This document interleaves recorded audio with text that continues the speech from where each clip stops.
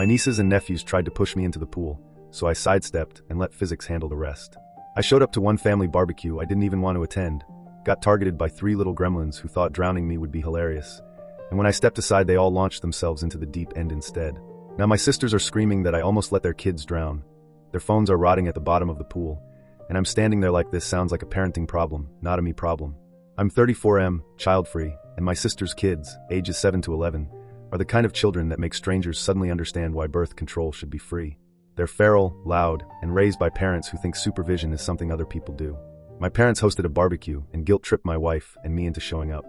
We got there and found my sisters and their husbands already drunk, my mom chasing kids around like underpaid event staff, and my dad hiding in the hot tub with beers like a man who had emotionally evacuated the premises. About 45 minutes in, 2 of the kids full sprint shoved one of the neighbors into the pool. Not a playful splash, a real shove. She stumbled in, came up soaked, dried off, grabbed her towels, and left without even bothering to argue. My sisters thought it was hilarious. Their husbands laughed too. That's when I realized those little demons were on a mission, and somebody else was next. Sure enough, later I'm standing near the deep end talking when I catch movement from the side. 3 kids, 2 10-year-olds and a 9-year-old, charging me like tiny drunk linebackers with a bad plan and too much confidence. I saw it coming a mile away, stepped aside clean, and all 3 of them launched themselves straight into the deep end at full speed. Splash. Instant karma. For about 2 seconds, everybody laughed except the drunk parents, then the screaming started. Suddenly I was a monster because I nearly let the kids drown. One sister started shrieking that 2 of them couldn't swim, which was funny considering those same kids had been in and out of that pool all day like chlorine goblins. Then the real tragedy came out.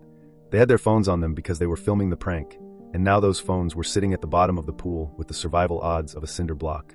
I stayed right where I was in my dry clothes and let the actual parents fish out their own children and electronics. The kids were bawling, the adults were drunk and furious, and one of my brothers-in-law nearly face-planted while trying to yell at me. At that point my wife and I left before the stupid spread. That night the family group chat exploded. My sister said I should have just taken the hit and let the kids have their fun, like I'm some kind of inflatable Uncle Target they rented for the afternoon. Then somehow the argument turned into them saying I have more than enough and should help with college money if I cared so much about family. Yes, really. They showed up at my house unannounced, still demanding apologies, money, and apparently a complete suspension of reality.